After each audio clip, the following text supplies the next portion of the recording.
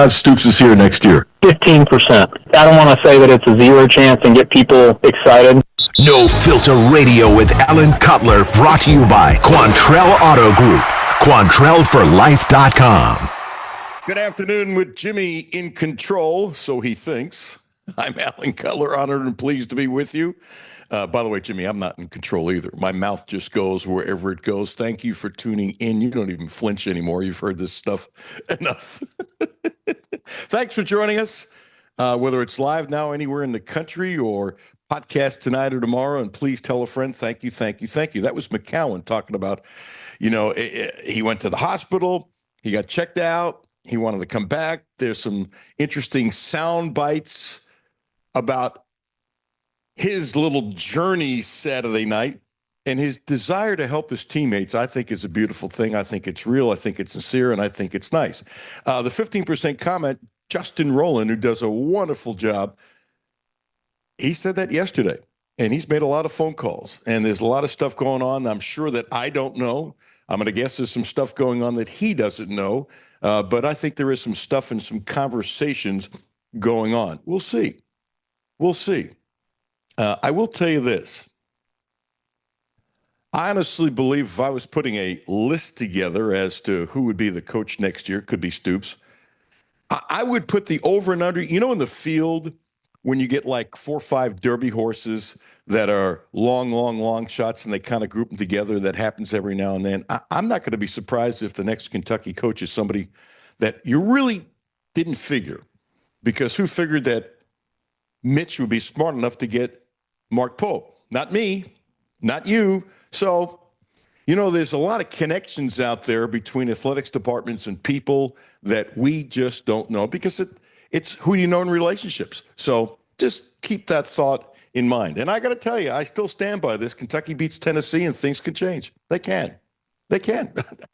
I don't question that for a second. I want to play this Michael Jordan clip first. Jordan is coming back to NBC. I love that music. Jimmy, I forgot to ask you to play the music, the old music they had from NBC and the NBA in the good old days, and they brought it back. And Michael Jordan's going to be doing a whole bunch of things. I don't think he's doing it because he needs the money. Wink, wink, wink. And so you do a little sit down, and I heard somebody criticize the fact that, they didn't talk about the game last night, which is really a dumbass comment, because what are you doing? Establishing that Michael is back. Last night was just a game. And I shake my head when people have these thoughts like, what are you talking about? This is a big picture thing with Michael Jordan.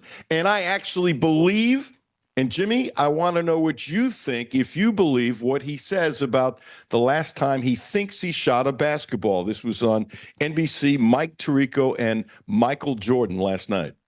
I was at the Ryder Cup. Yeah. And I rented a house from the owner. Sure. He came over to do pictures. He had grandkids.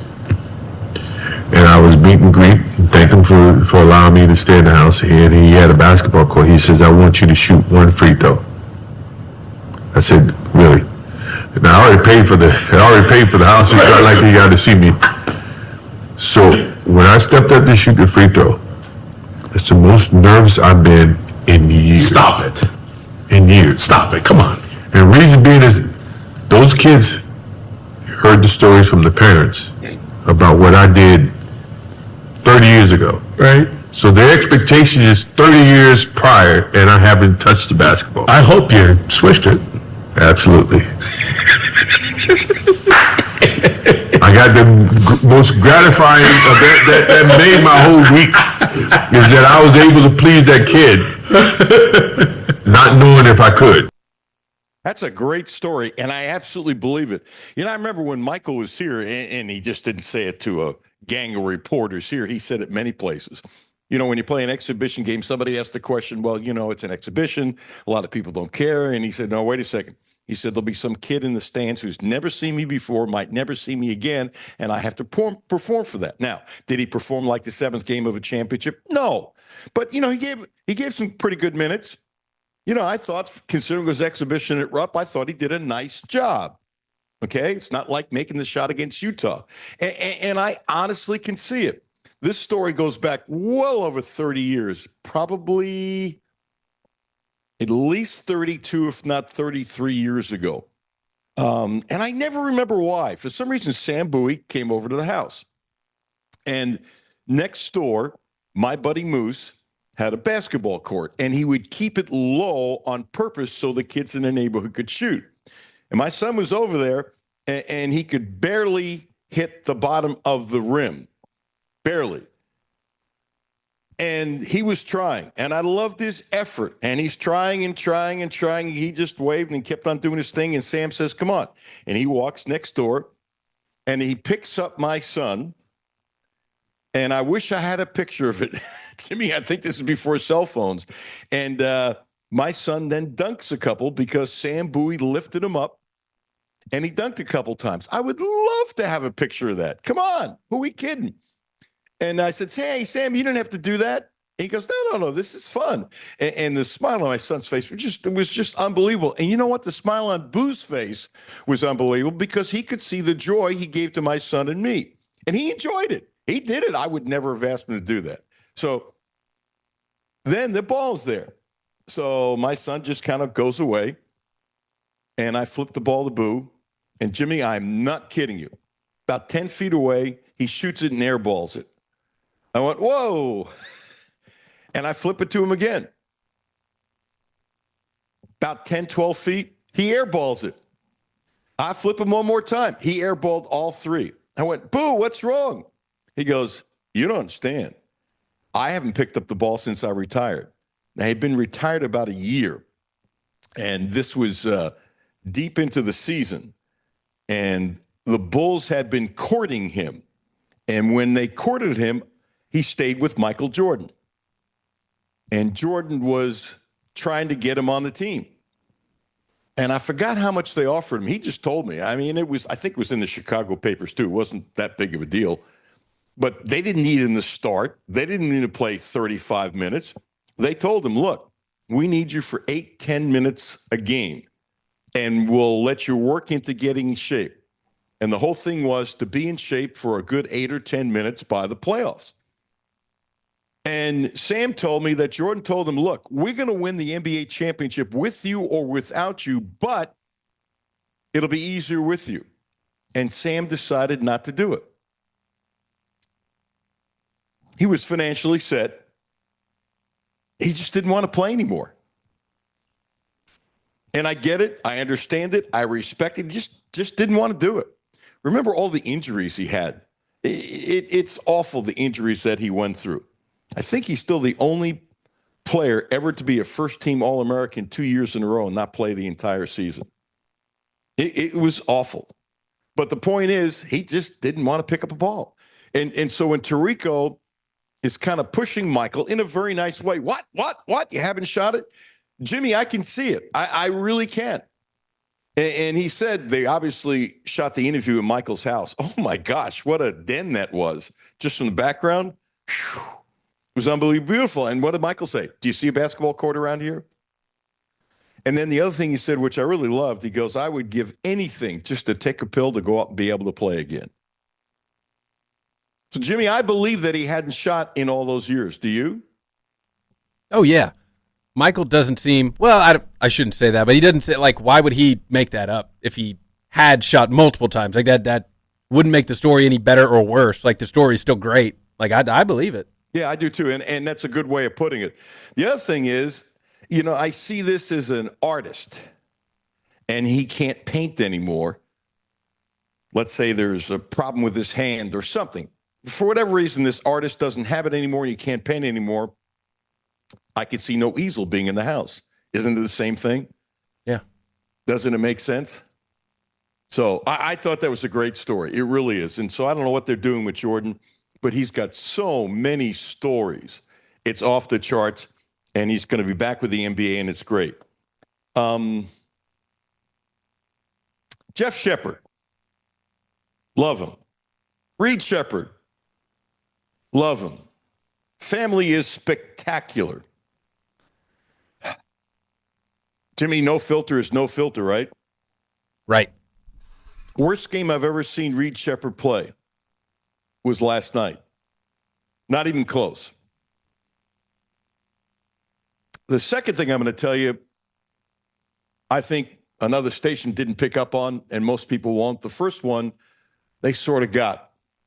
There's a scouting report. And the scouting report says, here's the deal. If Reed Shepherd is guarding you, take him to the bucket. Wallace had a ferocious dunk on him. And they were taking him to the bucket. Here's what I don't know. Reed worked ferociously in the offseason. He's one of the great workers. Not the only great worker, but he's one of the great workers. And I love the soundbite. The first time I heard it, I think we played it was maybe a month, 6 weeks ago, and I think we played something similar the other day where the first 15 minutes of his summer workouts, he was working on his defense. He looked stronger. He lifted a lot of weights. I'm just throwing this out there. He looked slower to me last night. I could be wrong. And it could be because of the people he's playing against who are quicker.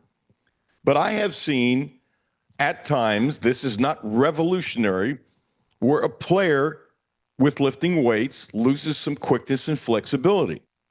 So I couldn't tell if he was just slower because of the people he's playing against, or is it the weightlifting, or am I delusional? I'm serious. I mean, I have to question myself. But I got to tell you, Jimmy, it was that obvious. I mean, they just, boom, blew by him. Here's the other thing that bothered me just as much. When he played point guard, everybody was standing around. There was no movement at all. I don't know how else to say it. It was awful. It was awful. And then just getting rid of the ball at times seemed forced. You know what I liked? When the game was over, SGA obviously went to him, you know, how guys shake after games, and it looked like, and I couldn't see the whole thing, that he just went off the court. I'm sure he's very mad at himself. Am I down on Reed Shepherd? What are you, nuts? Of course not. Does he have some adjustment to do? He does. A lot of adjustment. Can he make it? I don't see why not. I don't see why not. You know, he had that great game in preseason. Okay? That's preseason. This is for real. And you got to remember that one of the special things about OKC is their plan of attack. They got some really smart people in their organization, whether it's picking players, the attitude of players, you know, their schemes, what they do. I mean, they're brilliant. They really are. And so now, I don't know how many teams were saying to themselves, when it comes to Reed Shepherd, we'll take him off the dribble. Trust me, this tape goes around, and they are now going to destroy him off the dribble, and they're going to create space so whoever Reed is guarding can take him off the dribble, and he's going to have to stop it. He's going to have to stop it. And if he doesn't, he's going to end up back in the G League. Seriously. Am I down on his future? No. I will repeat. Does he need to adjust? Absolutely. So he had 9 points and 4 assists, shot 3 for 11. I don't give a crap about the stats. He was not comfortable. Just wasn't comfortable. Not at all. And I hope that's the worst game he ever plays. It was that bad. And I'm telling you, I don't know what I dislike more. The fact that they could take him off the dribble, that obviously was a scouting report. And, Jimmy, they blew by him. They just blew by him. Or the fact when he played point guard, everybody else was standing around. Go back and look at the game. I was very disappointed watching it. Would it surprise me if he ends up being really, really, really good off the bench this year? Will not surprise me at all. Am I down on the kid? No. But this is no filter. It is what it is. So if that bothers some people, what can I tell you? Jimmy, does that seem fair? I don't know if you watched it or not, but I was glued to watching the game last night. Yeah, and the thing about his body, too, it made me start to think maybe he just, when you do, I don't know if he gained enough weight for it to be like a body transformation, but when you do put on weight, it changes the way your body reacts when you can normally have a quicker first step. So I think he just has to figure out and kind of play with his weight and where he puts size on and how he puts size on. He may have to maybe take a little size off during the year and just figure out where that happy medium is, and it seems like that's what he's going through. Yeah, I agree with that 100%. And on top of it, sometimes, let me add to this, and I'm sure you've seen football players like this, sometimes when you put on weight, And by the way, I'm not suggesting you put on 40 pounds. He's just thicker. It's obvious he's thicker. I don't know if it's 10 pounds, 15 pounds. It's not like all of a sudden, boom, he's ballooned up like a steroid lifter. Stop it, stop it, stop it. But it doesn't take much to lose quickness. Let me throw one additional thing from what you're saying, Jimmy. Sometimes when you get bigger like that, your body has to adjust to it. Sometimes you just get in it and you're not ready to keep on doing, and you'll adjust. I bet he adjusts. But I'm telling you, when he had the ball and there's four other guys at times standing around, or three other guys standing around, he's trying to get it to Durant, and they're overplaying, and he can't even get rid of the ball. And there were times that it's late in the shot clock when he finally got rid of the ball. It was disgusting. I felt so bad for him. My heart was breaking for the kid. Seriously. And if you think I'm amplifying it, go watch the damn game. And if you can't see it, I'm sorry, you don't know that much about basketball. I'm serious, because it was that obvious. Okay, and we will do this kind of thing again, because I think that team's going to be on TV a lot. Not as much as OKC. OKC was the opening game because it was OKC. They happened to be playing Houston. Plus, that's a nice rivalry. And you know what I like? Not just OKC, but I like Houston. So let me throw something about Wallace. He is SS. That's a stat stuffer. He started last night. He's a hell of an NBA player. His shot has gotten better, but it's still not good enough. Jimmy, 14 points, that's nice. If he gets in double figures, he's holding his own. That's nice. 7 rebounds, 5 assists, 4 steals, ferocious. Let me repeat, ferocious defense. And what did OKC do? They sat on him. He played a little bit, then a little bit more, and now he's starting. And he deserves to start. He is the quintessential, I'm serious, I'm not blowing this up, role player on a great team, on a big-time team. If you need Casey Wallace to be your leading scorer, you're screwed. Okay? But he defends. He hustles. He's smart. He plays angles. I mean, he's got a reputation for stealing the ball. He got 4 steals last night. Now, the other thing, what OKC did last night, and it really surprised me, they coasted. It's game 1 of the NBA. I don't know if it's emotion. I don't know if they have that much confidence. Houston was playing harder. I think SGA had only 12 points after 3 quarters. And if I'm wrong, Jimmy, please correct me. He ended up with 35. And he plays in slow motion, as everybody knows. And I'm watching it, he's like putting out no effort. And all of a sudden, boom, the light bulb went on. And Houston had been basically leading the entire game. Matter of fact, they took the lead in the fourth quarter. I don't remember the exact time, but it had been the first time since the first quarter. That's not unusual for an NBA game or anything like this. And then after he made that first drive, it's like SGA said, okay, fellas, step aside. I'm here. Time to take over. In 2 overtimes, he ended up having 35 points, and he couldn't hit from the outside. At one point, he missed 4 free throws in a row. Jimmy, he was 1 for 9 from downtown and still had 35 points. How crazy is that? And you know he's taking the ball to the bucket. Come on, I know it, which means they're smarter than me. And you know he's going to his right, he still does it. And then the move he does on the wing, where he uses his left hand to stop and pop, it's just, you know he's doing it, and he still creates enough space. It was a magnificent performance. But I got to tell you, since SGA does this consistently, Wallace impressed me more. 14 points, 7 rebounds, 5 assists, 4 steals in 42 minutes, and he's a starter, and he's a defensive stopper. That is one smart basketball team. I have so many notes from that game, and I don't usually take notes on an NBA game, but I thought it was fascinating. By the way, Ben Roberts at 12:30, Deuce Williams at 1 o'clock, and we will get back into the 14 seconds. I'm going to harp on this all week. It just bothers me. Jimmy, is it me? I just can't get over the fact that Kentucky didn't try to throw the ball in the end zone with 14. I can't let it go, because you've been around me. Do you realize next Friday is 3 years I've been doing this, and 3 years you've lost all that hair? for Time working. flies, huh? Huh? Time flies. When you're having fun. Yeah. Come on, you never thought I'd last 3 years, did you? No, that's what we No. talked about. Yeah. Sean was almost right. He was. Sean said I wouldn't make Christmas. Yeah, he didn't have 3 months. And you know what? He was this close to being right. It's only twice I've seriously thought of quitting. Only twice. And you know what?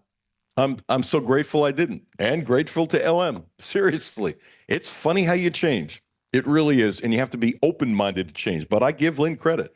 Heck, I've said it to Lynn's face. I would not have pursued me if I was him the way he did. This only happened because of he is one persistent man. Thank you. All right, let me get past that. But really, and no cake, but I'm just shaking my head. Throw out a couple of football things, and I want to play a little sound, and then we'll be honored and pleased to have Ben Roberts on. Why the hell is Jason Patterson not playing more? This has been, I have suggested it and suggested it and suggested it. It's driving me out of my mind. I'm serious. The first two running backs, they're banged up. Okay, it's the SEC. This is not negative comment to Dowdell and McCown. No, they're really good running backs. I think it's wonderful that Stoops got him here. It's all good. They are banged up. And when this kid has had a chance, he's like the change of pace. He's speed. Why the hell is he not playing more? I'm baffled. By the way, I'm not suggesting he should start. I'm not suggesting the other two guys should go on. I'm not suggesting that. But he should touch the ball like almost 10 times a game. 6 or 7 would be nice. You got to make the defense change. I'm just going to keep on saying this because it just drives me nuts how he's not getting more clock. Jimmy, you see that, don't you? He's got to change of pace. The kid worked his fanny off. He could have left. He stayed here knowing he was going to be third string. Stoops has complimented him tremendously about the work ethic, his maturity, all those kinds of things. And it's not like you need to reward him because he did that, because, I don't know if I buy that. Sometimes I do, but no. I'm saying it because I think he can help. I'm saying it, he can add to the offense. I'm saying it because I'm not going to say they desperately need him, but because you're saying he's a third string, I think they really need him. I really do. It's really driving me crazy. You think I'm going too far about this? Because I've been mentioning it for weeks, but something hit me this morning when I just put JP/speed. I knew I was going to say it in the monologue because I'm just ticked off. I feel like shaking Stoops. Would you play the kid? He can help you. He can really help you. Am I nuts? No, and I wonder if it's the only thing I could think of is if they don't trust him enough in the offense that he can get everything to where if he's out there, they can trust him in pass protection, those sort of things. Because he had 13 carries in the Eastern Michigan game, 1 against South Carolina, none against Georgia, 7 last week against Texas. Yeah, but the 13 carries happened because of an injury, not because it was the competition. Yeah. So, but your point is well taken. If they, and I don't know this, fair comment, Jimmy, I appreciate you said that. If they think he can't block, I get it. I would like to think, and I could be wrong, and I think this was an issue last year, by the way, Jimmy, so I'm glad you brought it up. And I think we talked about it last year, that if he's not a good enough blocker, I'd have to take it back. Or what you could do until the other team kind of figures it out when he's in, basically run the ball most of the time. Or how about this? You grab him, man, put your hands on his shoulder pads and say, if Cutler gets hurt because you don't pick up the block, we're going to beat the blank out of you. I'm kidding. Not really, but you know what I'm saying. Yeah. Because it could be some position coaches, if you can't do in practice and preparing and you can't get the little things down, they're not going to give you playing time in the game, even though he may not even be in for pass block situations, but kind of one of those, you have to work your way up to there and prove to us throughout the week and throughout camp that we can trust you in every situation. Then you get the reward of playing. Could be. I don't know. Could be. I would like to, well, offense is gone. They talk on Tuesdays, but I would like the question asked to Stoops. Hey, is Patterson doing a good enough job blocking that you trust him? Because I got to tell you, if they have no trust in him at all, I have to back off my comment. But there's nothing that would indicate that would be an issue. And I think that's fair too. But I do know this. Suppose you put him in for 10 snaps a game, and in 8 of those snaps, it's a running play, whether it's whatever. You really think Cutler's going to get knocked out for the entire season if he's blocking twice? In other words, you kind of pick and choose and you hide stuff. And come on, these coaches are smart enough to do that kind of thing. I just think he adds way too much not to do that. By the way, I don't know if this is a trend or not, but what Houston does, as the NBA has gotten smaller, they go big. They purposely go big. And I'm really curious if that's going to be a trend in the NBA. You know, all these things about smaller and three-point shots and off the dribble and those kinds of things. Now, if Houston starts winning a lot, that could work. The Knicks did a little bit last year when they played Robinson and Cat together. And I loved it, by the way, if Robinson could hit a damn free throw. It's amazing. How could you be that bad shooting a free throw? I don't understand it. When you've played basketball your whole life, they need to fly Kyle Macy into New York and work with Robinson for about a week. Seriously. Fly him in, put him up at the Ritz, first class all the way, pay him $1,000 a day. They could do it. Come on. If Kyle Macy can go to New York, Macy, if you're listening, you're smiling. If Macy can go to New York for a week, hang around the Knicks, pay him $1,000 a day. That's nothing to the New York Knicks. Hey, Mace, you want to give me 10%? Put him up at the Ritz, first class the whole way, and have him shoot free throws for at least an hour a day with Robinson. I cannot believe, Jimmy, his free throw shooting wouldn't get better. And by the way, all these teams have shooting coaches and stuff. I don't get it. I really don't. I don't understand how anybody could be that bad. But I'm curious if others start doing it in the NBA. Phoenix Stevens, give him a little love on KSR, had a wonderful piece with Kenny Brooks,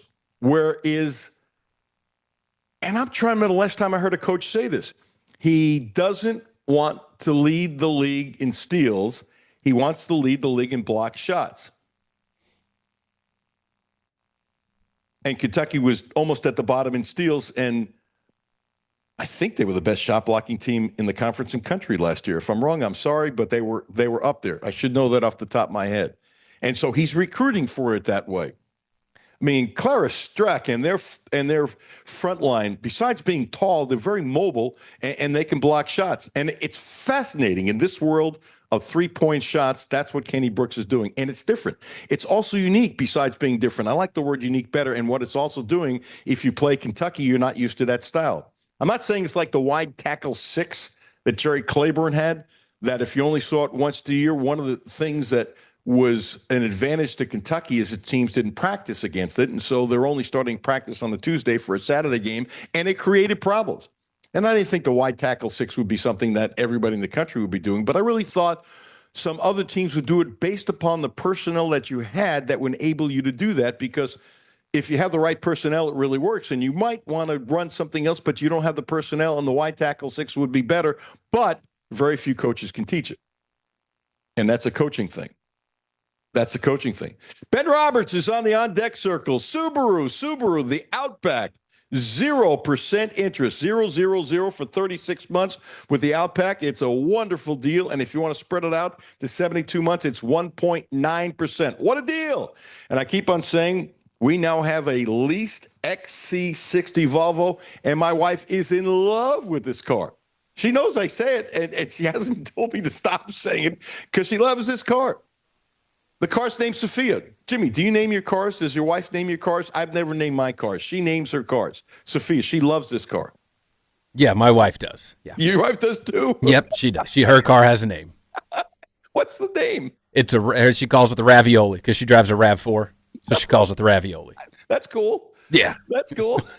Fits perfectly with a Quantrill Auto Group spot, Ravioli, but that's okay.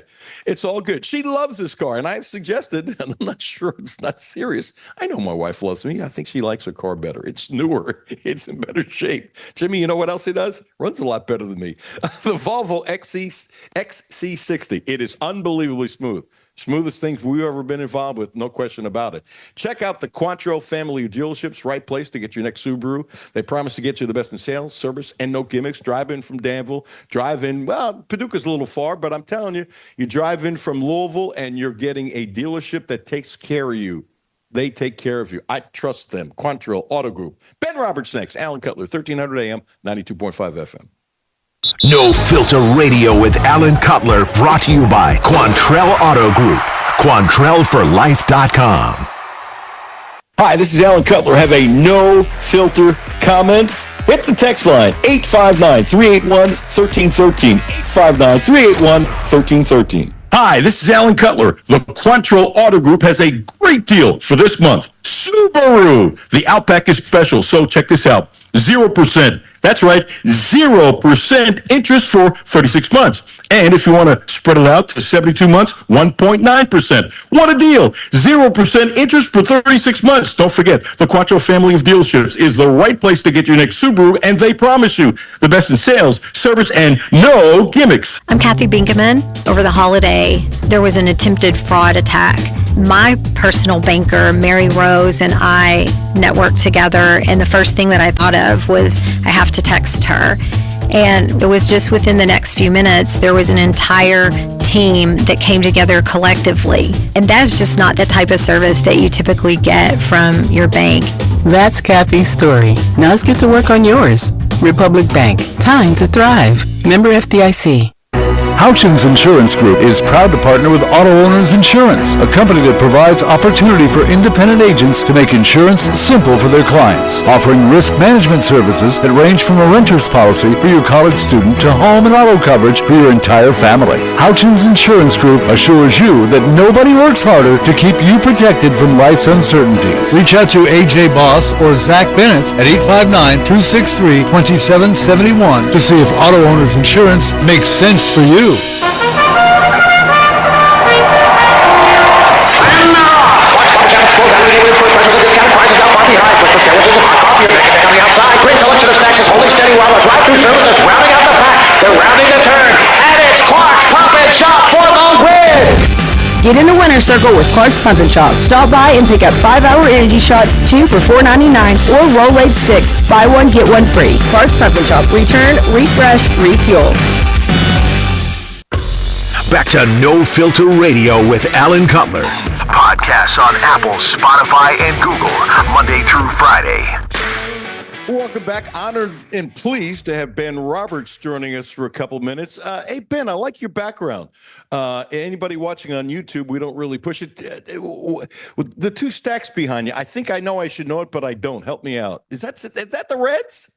Reds, yeah. The three Crosley Field, Riverfront Stadium, and Great American Ballpark up there, yeah.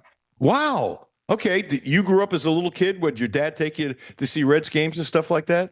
Yep. Grew up going to Riverfront and obviously more recently Great American. But yes, a long, grueling history of being a Reds fan.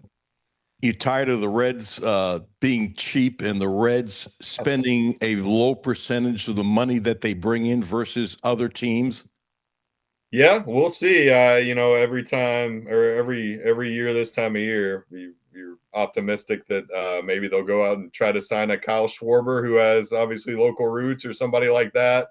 Maybe break the bank a little, but optimistic, but not necessarily expecting it. You know what your problem is? You're too realistic, Ben. Yeah. Hey, did you grow up listening to Marty and Joe? Were they like? I did. Yes, absolutely. Yes. Yep. I don't know if you've got to meet either one. Joe obviously has been gone, quite a while. But with them, what you see is what you get. It's not like I was really close to either one. I'm not making up to something it's not. But microphone might be on or might be off to the same way, except for one thing.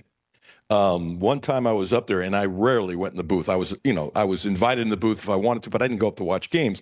And Tom Seaver, obviously still alive, was doing Mets games. And Seaver and Marty had this thing that it was crazy.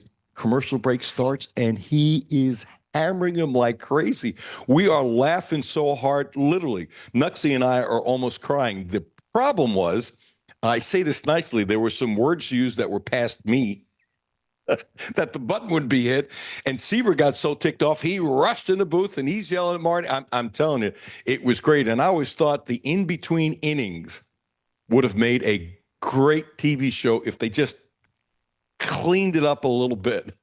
Yeah. Well, they did the banana phone during the rain delays with those two, and that was always entertaining. Obviously, they had to be clean for that one, but it was always you'd have to listen to the rain delays just to hear that banner. If I was listening and it rained delay, I wouldn't turn the radio off. It was kind of like, okay, this might be better than the blank game. Yep. I'm going to throw something wild at you. There's a guy in the NBA that probably almost nobody knows, so you can find. You probably know this guy named Green. He's an extra player from Milwaukee. He just signed a contract, and I forgot what it was, but it was for millions, not the gazillion dollars, but for millions. Jimmy, help me out if you would, please. I had it in my head from 2 days ago. It's $4 million a year or something like that, 16 to 20 million. Jimmy will correct me, I'm sure. And I look at him, and please tell me if you think I'm nuts, Ben. I look at him and I look at Noah. Noah is absolutely a better player than he is. And Green is a great shooter. Noah is more mobile. I don't know how much taller he is, but I walked by him the other day trying to get out of Memorial Coliseum when they were signing autographs, and I just went, dude, you really are that much taller. And he just kind of laughed and kept on signing. I don't like his potential. I think he's going to be a pro. Tell me I'm nuts. It's really interesting. I mean, he's the guy who, talking to people who have been in a lot of practices, and then seeing him, first of all, he looks completely different than he looked last year. And I think fans, even fans that have maybe seen him in person this offseason, when you see him out on the court with other players, standing next to other players, going against other players, it's really striking how much different his body looks.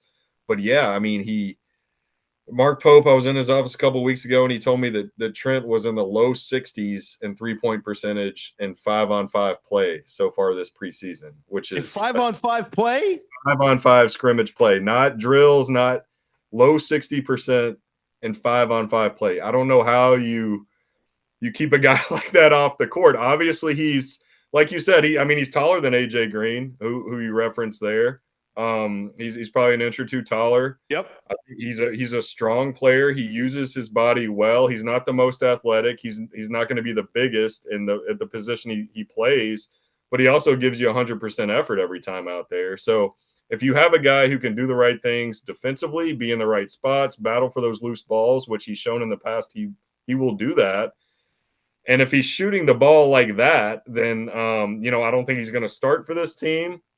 I think it's going to be interesting to see where Pope finds the minutes there and how he mixes and matches him with maybe some of the other personnel on this roster. But I expect him to play against the biggest of opponents that Kentucky plays. I expect him to get meaningful minutes this season. He's quicker than Green. He's a better defender than Green. And I'm not saying that Noah's a great defender. He's a better defender. His lateral movement is much better. His handle is already better. He's learning to shoot off the dribble, which Green does not do. By the way, and Green wasn't drafted, and he bounced around. Perseverance. He's a hell of a shooter. Green can fly. As a matter of fact, it'd be great to see. I have no idea who'd win in a game of horse. They probably would both get their share. He can really shoot. Thank you, Jimmy. 4 years, $45 million, and Noah is absolutely a better player. It's not even a ball game as far as I'm concerned. Well, he's a sophomore too, and he hadn't even played his first game as a sophomore. So, I know I when I was talking to Pope the other day, I went in with a list of 3 or 4 guys I really wanted to talk about in the limited time we had. And he kept the one guy he kept steering that conversation to, and he did it 2 or 3 times, was Trent Noah. And he would use Trent as kind of an example of what he wanted in certain areas and what Trent was delivering so far in practice. So, yeah, it's really going to be – there's a lot of really intriguing guys on this team to see how they fit with some of their teammates, to see how Pope uses them. And Trent is maybe number 1 on that list for me after hearing what I've heard this offseason, preseason, and then seeing what I've seen pro day, blue-white game, those kind of events.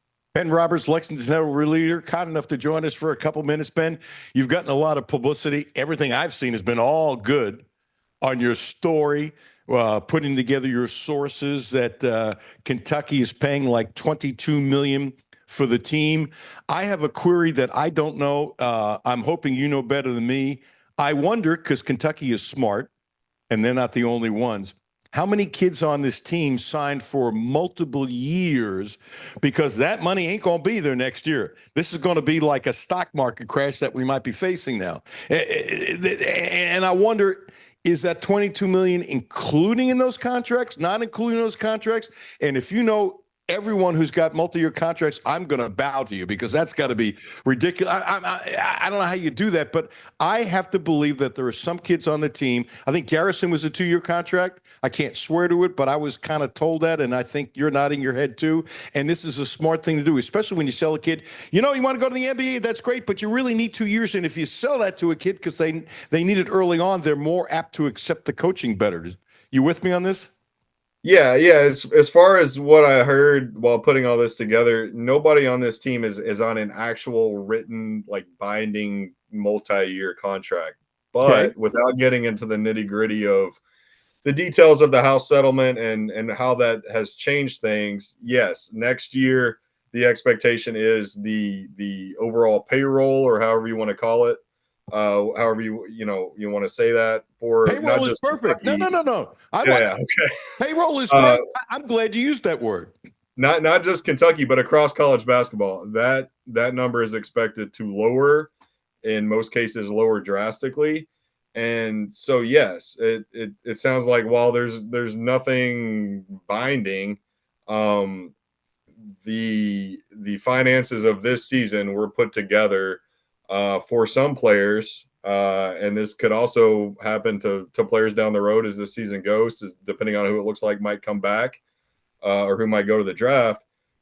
Some players were were given a little bit more, or in some cases, a couple cases, maybe a lot more this season, um, putting into account that they will most likely be back next season, and not only be back, but be in much larger roles than they're expected to play this year. So are you suggesting, and this is a tough to pin down, Ben, and I get this, that some of the kids who might have gotten a little or a lot more, if they decide to leave, they still keep the money? Or I have this wild theory, and I know nothing. Let me just throw this at you. Whatever the last date is where the fiscal year ends for this payroll, I like how you said payroll, for the payroll, maybe the day before, you're then writing a check for the next year, so you get under the gun and under the deadline to make it happen. Kentucky's too smart not to do something like this, and I'm not suggesting it's not the only one, but you're nodding your head, so let me shut up and please let me have your take. Yeah, that's exactly right, and that's what's going to happen with. I think you're going to see that happen with a few players who, I mean, right now, we don't know who's going to the 2026 NBA draft. Jaden Quaintance is.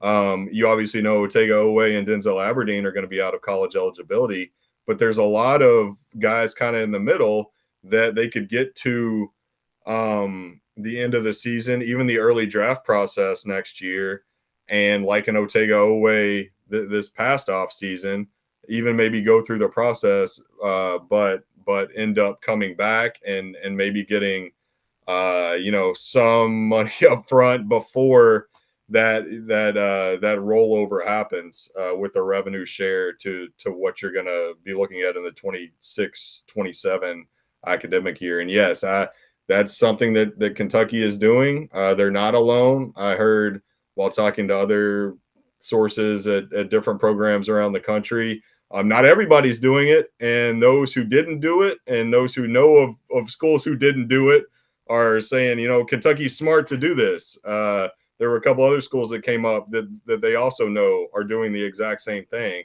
And yeah, I mean, that's the consensus around college basketball, is if you can afford to do that and build your roster for this season and still have some left over to put that into the pot for next season and make an early decision on that, then kudos to you, because you've really played this situation well. Played it like Stradivarius. I mean, played it like perfectly. And I can see Kentucky being able to do this. When this happened yesterday, I wasn't shocked. When this happened about 10 days ago or something like that, and it was funny that Herb Sendek, my old buddy, who's one of the smartest people you'll ever meet, period, who happens to be a coach. When I first saw the story, I'm going, how is this possible? Where they took a G League guy and he's now going to play for Santa Clara next year. And I did all this Googling and stuff. It's not possible. And then I said, wait a second, boing, you got all these guys in Europe are making money. What the hell's the difference between that and a G League thing? Actually, some of the guys in Europe might have made more, and they'll probably make more here, whatever.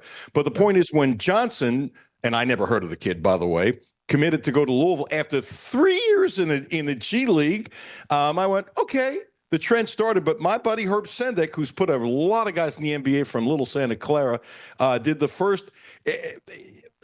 Is somebody going to go from the NBA back to college? I mean, if you're getting paid on one level, what the hell's the difference?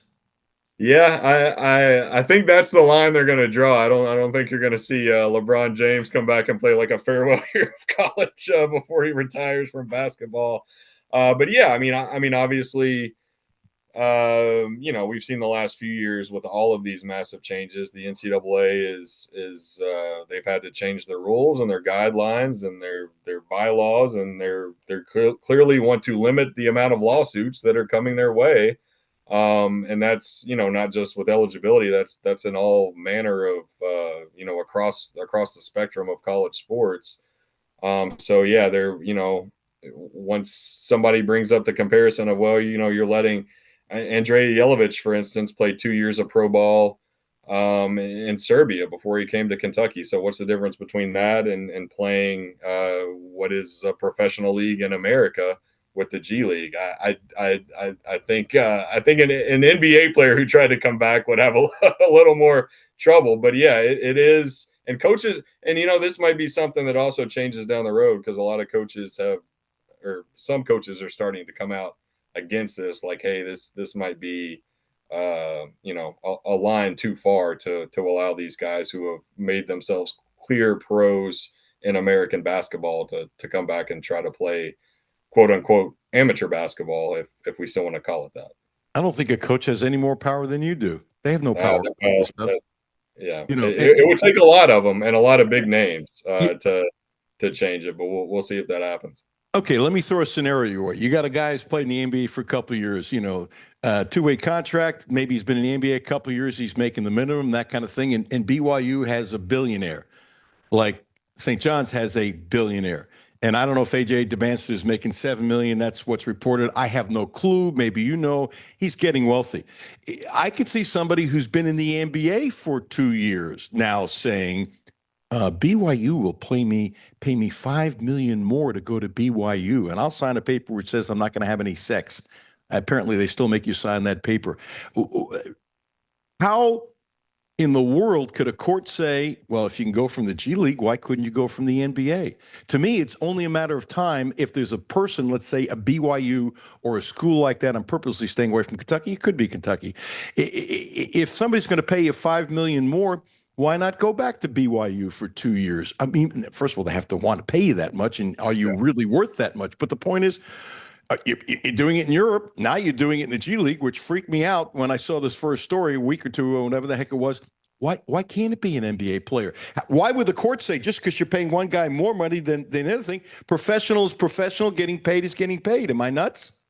Yeah, I mean, obviously, I'm not a lawyer, and I'm not as well versed as I was in NBA eligibility rules as they relate to college. Okay. As maybe I was during the Shaden Sharp saga a few years ago. I had to study up a lot on that then.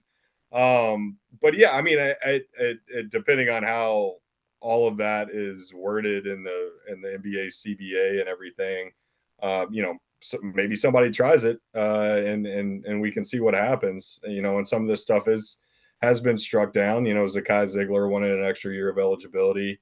That didn't work out. But yeah, we're not, obviously, just because we've kind of moved forward with NIL, with the portal, with the house settlement.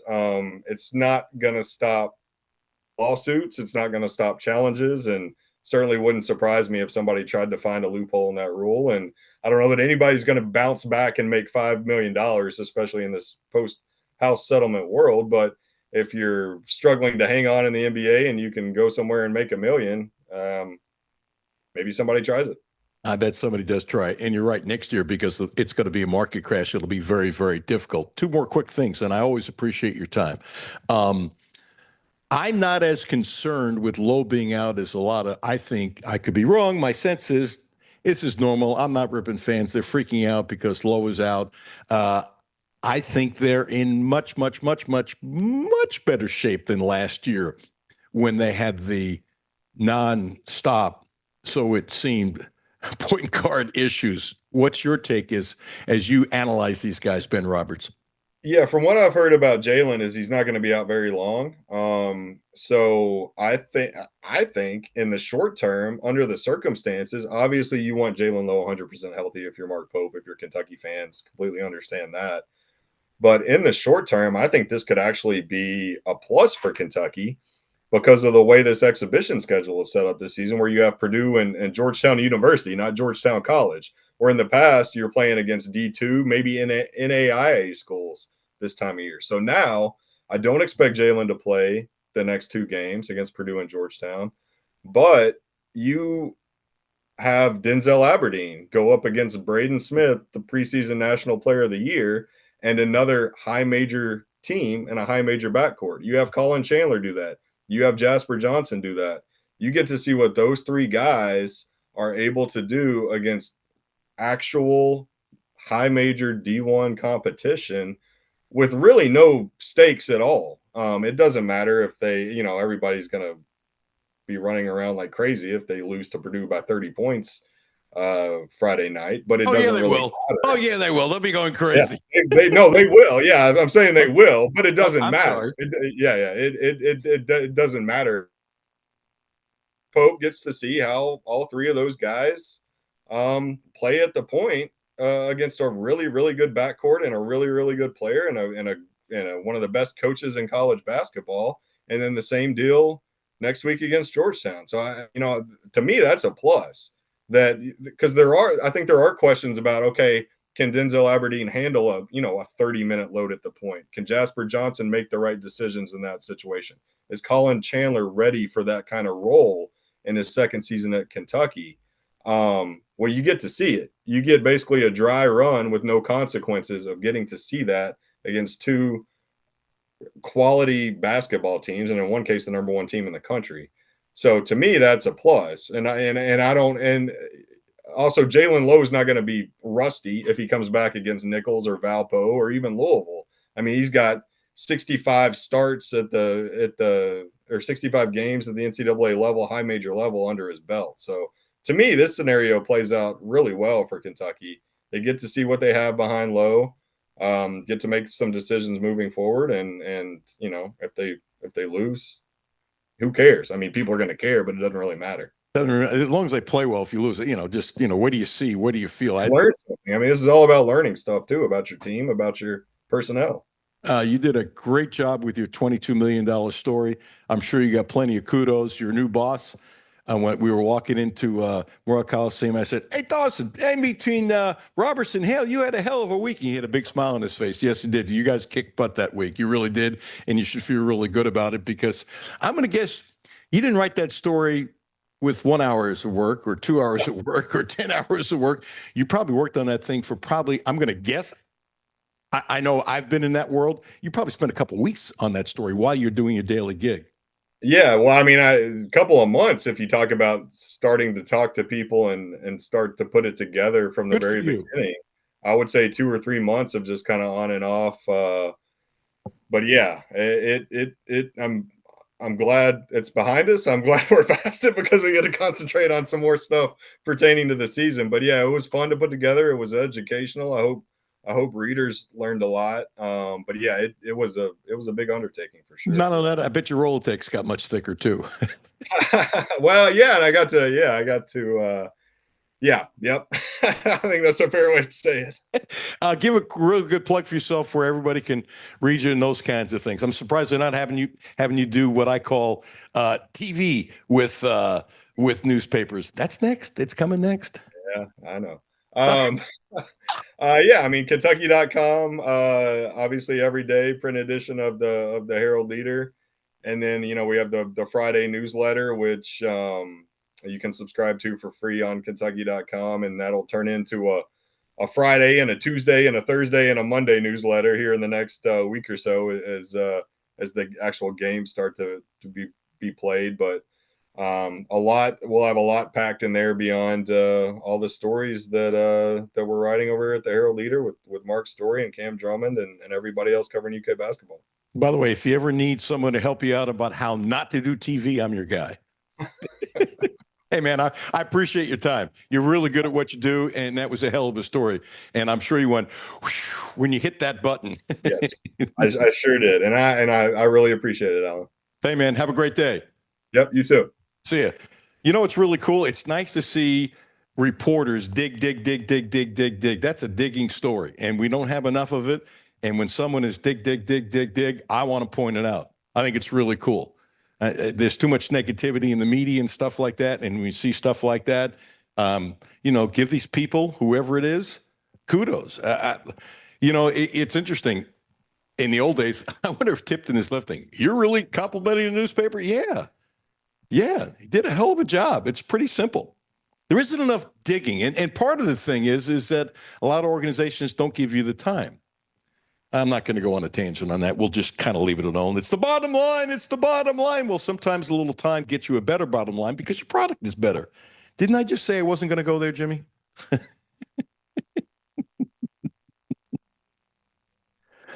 I just can't stop, can I? No. What I said was true, though. Yeah. It's bullseye true. I tell you what else is bullseye. Elliott Services. Check them out. If you need electrical work done in your home, I trust them, and they've been perfect for me. 859-255-5788. 859-255-5788. The employees own the company. HVAC, you got it, you need it, they'll take care of you. Service, panel upgrades, lighting upgrades, installation of underground utilities, renovations, fixed up, existing properties, electric vehicle charging solutions. Wow, did they take care of us? Generator sales, installation service, text or license and background check, big time. They push relationships. It's a wonderful company.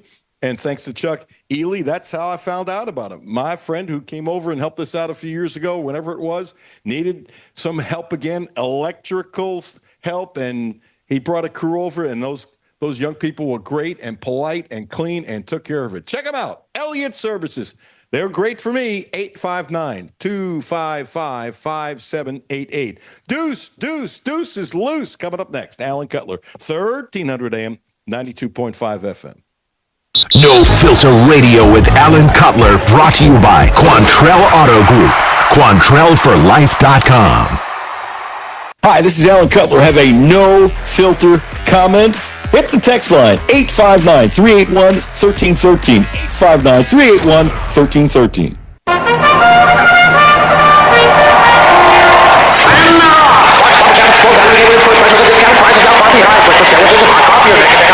Great selection of snacks is holding steady while the drive-thru service is rounding out the pack. They're rounding the turn, and it's Clark's Pump and Shop for the win! Get in the winner's circle with Clark's Pump and Shop. Stop by and pick up Sour Patch or Swedish Fish peg bags, 2 for $6, or Jack Link's Jerky, 3 1/4 ounce bags, 2 for $11.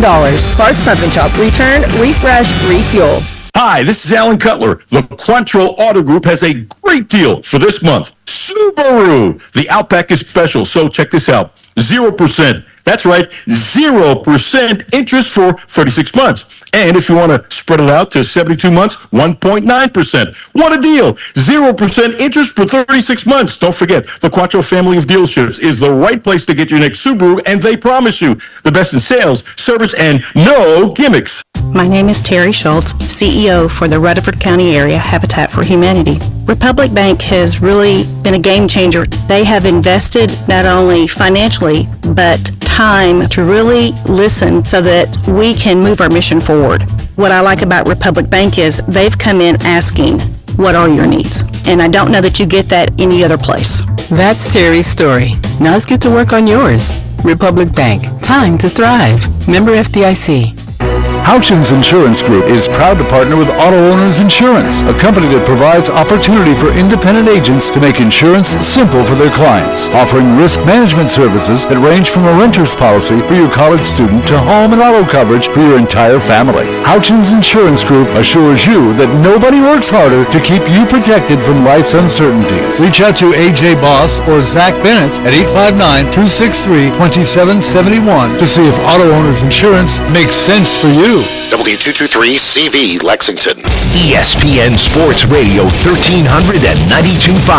WLXG Lexington, an LM Communications broadcasting station. The only no-filter sports show in Kentucky. It's the Alan Cutler Show with award-winning TV sportscaster Alan Cutler. I think he's always kind of been like a goofy, soft-spoken dude, but you can really see that confidence grow with him each week. You know, when he goes out there and he's playing his heart out, delivering good passes, like that's going to keep building this confidence. How it is with every player, but you know, having your quarterback do that, you know, everyone's looking towards him, and we got a lot of respect for him, and he's doing a really good job. Love that soundbite. I don't like that soundbite. So he's saying Cutter Boley's just a really nice kid. Goofy. He used the word goofy. Has anybody ever used the word goofy for Deuce Williams, former tough Studley linebacker from Kentucky about 1,000 years ago? Did anybody call you were you goofy and I didn't know it? Man, if they did, I didn't pick up on it for sure. But I got to correct you. You keep on going back 1,000 years. How many years? 30? I'm getting old, man. You're about right though. I'm a little ancient anymore. In our lifetime, 30 years is like 1,000 years. That's right, my friend. You are correct. I'm sure that ache that you didn't even know you had 30 years ago, right? Man, I tell you, it's the older I get, the worse it gets. And yeah, so I am starting to feel some pains that I didn't feel 5 or 6 years ago for sure. Sounds normal. Okay, I got the hang up, Deuce Williams. It's driving me nuts. All right. And we're good friends to the point. If you think I'm wrong, you're going to tell me I'm out of my mind. You'll do that, right? Yeah, absolutely. I always do. I can't get over Kentucky not with 14 seconds to go, throwing the ball in the end zone. I can't get over Stoops not trusting Cutter, that if something happens, throw the damn ball away really quick. I can't get over it, not trusting his team. I don't know, long shot, but it's not like it's 1,000,000-to-1 shot. I can't get over not trusting his team, giving them a better shot to win by throwing in the end zone. I can't get over the fact that this little thing to me is a big thing. Okay, Kiffin's an offensive guy, goes for it on fourth down all the time. Stoops goes for it on fourth down, I think, overall percentage-wise in the last 10 years more than people think, but he's not Kiffin at all. Let's not get stupid here. But the point is, I just can't get – and Kiffin would have gone for it. I think most coaches would have gone for it. Most. And it just bothers me because I think that's the foundation of coaching. No matter what you do, give your kids the best chance. He wasn't purposely not. I'm not suggesting that, but I didn't like what he said. It's a paraphrase. I need to get the exact quote. Was I couldn't come into the room, meaning the media room, and face you guys after the game if we didn't even get a field goal attempt. You can't be worried about that. Who the hell wants to coach like that? Don't think of the media. Don't think of the public. Do what you think is best for your kids. And if you are saying that I couldn't walk into a media room if we didn't get a field goal, which, by the way, it could happen. You could screw up, right? There could be a blitz. He could trip over his own feet. I mean, all kinds of bad things can happen. There's no question about it. But you can't live in fear. You got to be aggressive. It's been driving me crazy. And I really think oftentimes in life, a little thing is a big thing. And it just kind of tells me I want the team I cover to have a coach that goes for it under right circumstances. One more, and then I'm going to shut up. If there's 2 seconds to go, you can't do it. If there's 5 seconds to go, you can't do it. If there's 7 seconds to go, it's too close. You can't do it. 10, you probably can, because it shouldn't take 10 seconds for the ball to fall incomplete. Okay, it shouldn't take 10 seconds. But 14 seconds? 14 seconds? My gosh, they kicked the field goal. How high does that go? There was still 9 seconds left. You kick a field goal. It is high. Last time I checked, that was 5 seconds. Okay? And I'm pounding on this because, to me, It's synonymous to the problem that is here, that I question if how Stoops played football was better in the 1960s than it is this year and the way football is today. Mr. Deuce Williams, former linebacker at the University of Kentucky, what do you feel from the rant I just did? Man, I think you're right on target. And I guess I would throw back out there is, what did we have to lose? I mean, we've got, if I'm Stoops, he knows he's got his back against the wall. So, like you said, so what? He comes in and faces media. He's been getting pounded by media for a couple of years now. You got to give your guys a chance to win the game, right? And if you look at every stat in that game last week, we're supposed to win, but it's unfortunate because this is always, not always, but for several years, it's been the problem is we can't get over a hump. And part of it is because we got to take our shot. You got to trust your players and coaches to be able to make those plays in that situation. And Alan, you have the right to be upset about it. And you have the right for it to be bothering you, because it bothers me. Whoever coaches here next year, whether it's Stoops or you, 14 seconds to go, you got to go for it. You just do. Let me throw this at you. You're a player. Yeah. You're a player. Let's go back 1,000 years. You're playing. You're a smart guy. You always were a smart guy when I met you. You had a lot of smart teammates. There's a lot of smart kids on this team. Okay? I have to believe that some of these kids are having conversations in the locker room like, why the hell didn't we go for it with 14 seconds to go? Point is this. I sincerely believe that when you don't give your kids a chance to win the game with 14 seconds to go, sure, something bad can happen. What did they used to say before you were born? Your dad will remember this. Well, we don't do a forward pass because too bad things can happen, right? And they finally change it. Sure, something bad can happen. You can't coach that way. You have to make sense. I wonder if the kids on the team, they'll never tell the media, and I get that, if they're ticked and if they're saying, hey, the coach doesn't believe in us, he wouldn't give us a shot. Would you have talked about that in the locker room among yourselves and then never tell me when I'm sticking a camera in your face as a TV guy? Yeah, sure. I mean, there's always conversations go on behind. They're never shared in the media, just for various reasons. But you got to think that conversation happened in the locker room. You got to think that it's happened in the dorm rooms. Teammates are talking to each other. At the end of the day, these kids didn't come to Kentucky to lose. They're here and they're competing. They want to win. And I'm not saying that they're not winning. Well, currently, they're not. But in the past history, some of these kids that were on the team a few years back have experienced some wins. But it's just not good, Alan. You got to take your shots there. I understand percentages, but in the situation that we're in, we've already had several losses in the season. You've got a chance, to compete to win a football game. You've got to take your shot. All right, I want you to hear this. And then I'm going to no filter you again. Give me your. I know you are. I'm ready for it. I know you. It's always a setup, man. That's why I keep on coming back, man. I'm glad you're asking me, because it's always a setup, and I always want to give you an authentic answer. No filter. Thank you. Appreciate it tremendously. Yep. Which is why I keep on asking you back, because it's good. Yeah. Whatever you say, it's good copy. So. Yeah. Chris Fisher does a wonderful job covering Kentucky for Cats Illustrated. He's a hard worker. He's a reporter. He pounds the phone. He's old school. I asked him yesterday, what were the odds? I want you to hear the soundbite, and then I'm going to want you to respond. What were the odds that Mark Stoops would be the head coach of the University of Kentucky next year? What are the odds Stoops is here next year? 15%. I don't want to say that it's a zero chance and get people excited. 15%. 15%. I think it's less. I think it's less than 15%. I really don't believe that Coach Stoops is going to be around next year for a variety of reasons. Most importantly, performance, right? And that's at the end of the day. If I'm Mitch Barnhart and I've got to make a decision, and sometimes you have to make tough ones. I think the time has come that he's got to make a tough decision.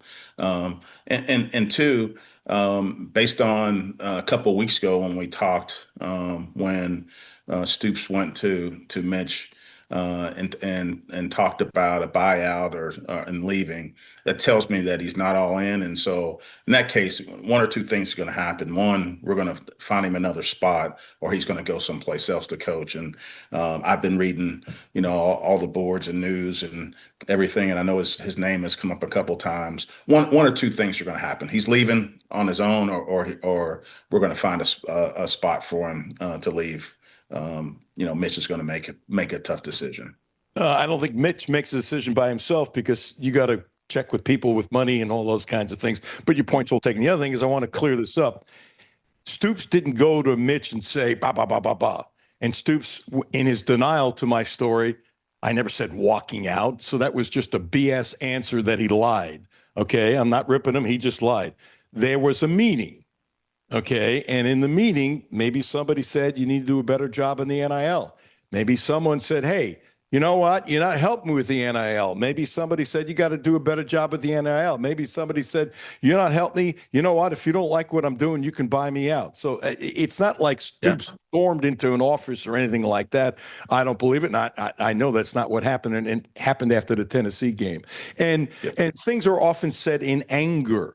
Okay. The other thing too is, and I find this extremely disingenuous. When Todd Golden ripped Aberdeen, and Todd Golden has been a wonderful coach of Florida. When he was hired, I said it was a wonderful hire. Okay. But when he ripped Aberdeen for, not being loyal, this, that, and the other, he went to Kentucky. He went to Kentucky for more money. What did Aberdeen do? What did Aberdeen? He left San Francisco for more money. What did Golden do? He left San Francisco for Florida for more money. It's totally, I can't stand the hypocrisy in coaches. Well, the same thing is true. It's really the same thing. Money is money. When a coach makes a comment, they need to look in the mirror and see, would they have done the same thing? And if they are, they need to get off their damn high horse and be honest about the things that they say. For example, John Calipari now is saying that if a kid puts his name in the transfer portal, you can't come back. I'm sorry, John Calipari, how many jobs did you almost take when your foot was literally out the door? Mark Stoops, you accepted A&M, and they rejected you. Your foot was out the door. For a long time, coaches could get away with this stuff. They still are, but not as much. We need to hold these folks feet to the fire when they're being hypocritical. Do as I say, not as I do. If your foot's out the door, your foot's out the door. It is what it is. Lots of coaches have their foot out the door. I'm not ripping them for it, but don't be disingenuous when you're talking about the kids who play for you. 100%. 100%, man. And just, it's an unfortunate thing. And I think you're right. If somebody makes a statement and they stand behind it, but the unfortunate thing about sports, and we can talk about that all day long, is NIL and the impact it's having, and what money has done to college sports. And it's just unfortunate, really, when you look at that. And when I think about it too, money, when you start to think about how many coaches that we've seen that come up with buyouts that are absorbent. I mean, you just can't imagine the amounts of money that some of these coaches are being paid to leave schools. I mean, it's just it's kind of ruined college sports, if you will. Was there anybody in your team getting paid when you played college basketball, college football at the University of Kentucky? If it was, man, it was so far on the table that you never knew about it. Do you think there were kids at different schools who were getting paid? Yes. There's no question about it. Did you know of people, without saying names? I would say, but I know you're not going to. Did you play against teams where you knew that they were getting money? I didn't know about it. And, because at the end of the day, it didn't matter. And it was illegal then, and nobody was going to talk about it. Let's just be frank. And if somebody was getting money, it was on the hush hush. But yeah, you hear stories. You see somebody that's driving a brand new car. You got to make some assumptions, right? And assumptions can be bad, but you got to make some assumptions that there was some money that was being thrown around. But I didn't specifically ever see anybody get money, and I've never heard anybody tell me about getting paid. No, but you've seen kids get cars, and all of a sudden you have an idea who the player is. You probably either knew or found out quickly where they're from, and maybe their economic wherewithal where they're from didn't make it so that they could have a brand new car. Absolutely. I mean, you see that all the time, and you can tell pretty quickly, all of a sudden, like you say, somebody's got a new car or their wardrobe changes drastically. Just small things that make you assume things, but without knowing, it's just an assumption. But no filtering it. You and I talking. Come on, man. Somebody got paid. And I think there were basketball players who got paid. I'm not going to mention any names. Okay. Let's just say I saw this a number of times. It would be into the SEC season, and the calendar would have changed. And I have seen times where basketball players were wearing clothing that I'm going, there's no way they could have afforded that. I mean, possible? Yeah. Likely? Hell no. Hell no. I mean, there have been agents around forever. There have been runners around forever. There's been cash given to players for promises you'll go with an agent, and they often don't go to that agent. And the agent has to keep their mouth shut because they don't want to rat, because they'll get ratted on. I read a story years ago where this agent talked about, and he didn't give his name, but it made sense that they have budgets now, and they've had for a while. So you have a budget for trying to get players, and you have a certain amount of cash that you might lose in the process of trying to get a player who ends up going with another agent. And you got to stay within that budget, and they just kind of figure these things out.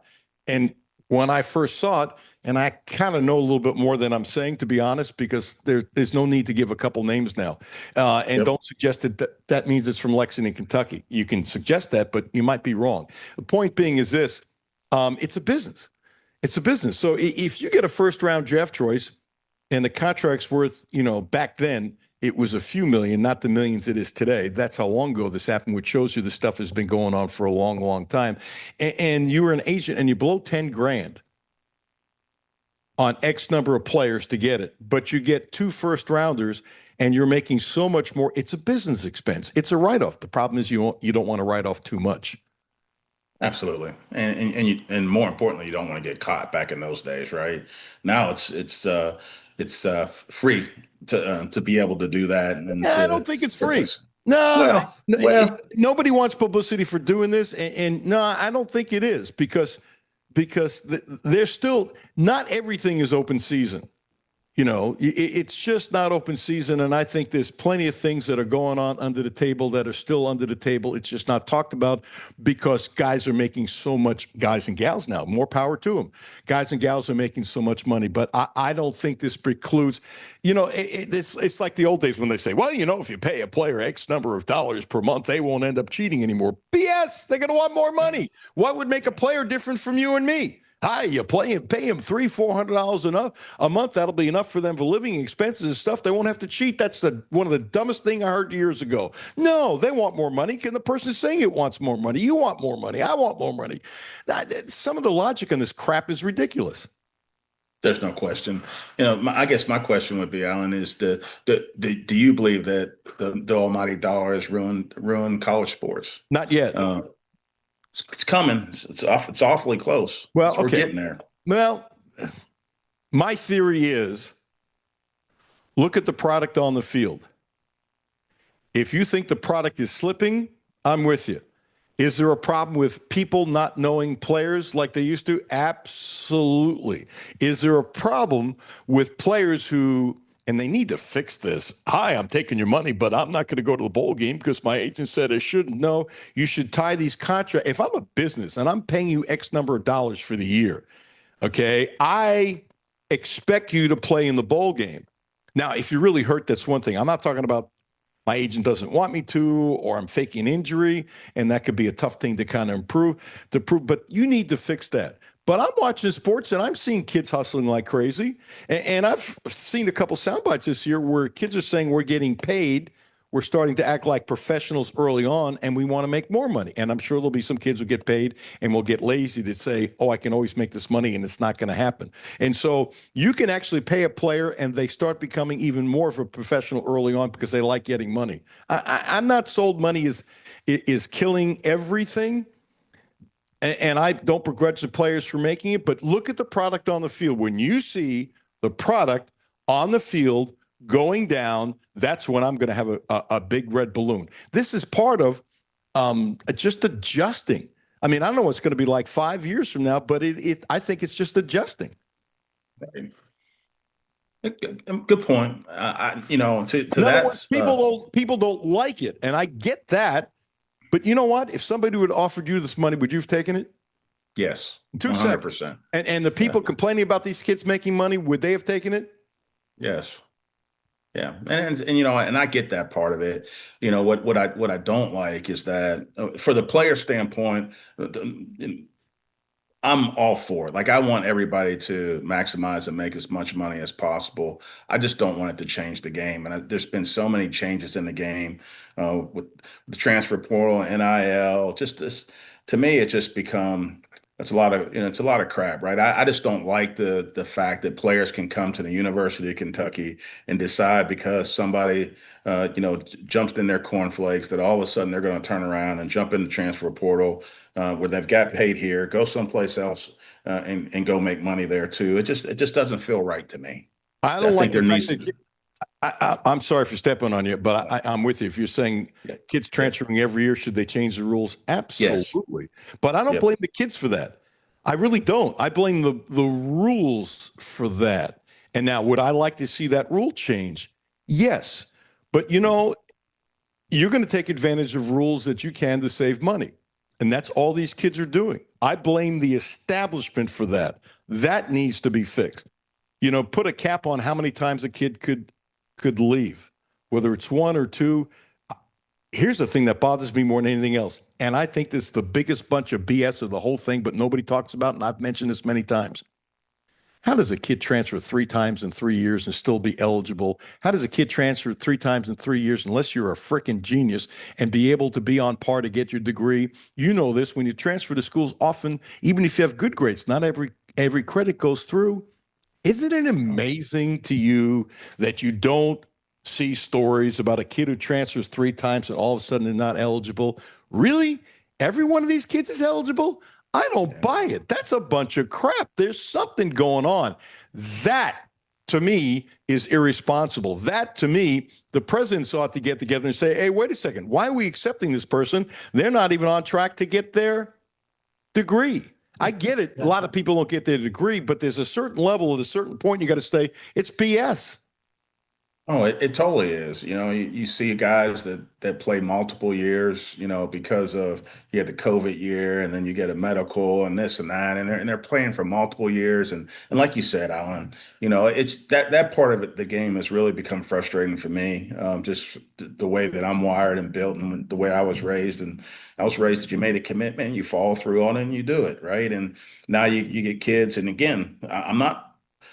You're right. The rules are the problem, but you see kids bounce around. And part of it, I think that some kids, and not all, I'm not stereotyping all, feel entitled, right? So they entitled. Well, I come there, they're not paying me the money I want, so I'm going to go someplace else to play. It's like the kid that went to UCLA to play at Tennessee. He wasn't getting enough money, so he's going to go play someplace else and end up getting less money at UCLA.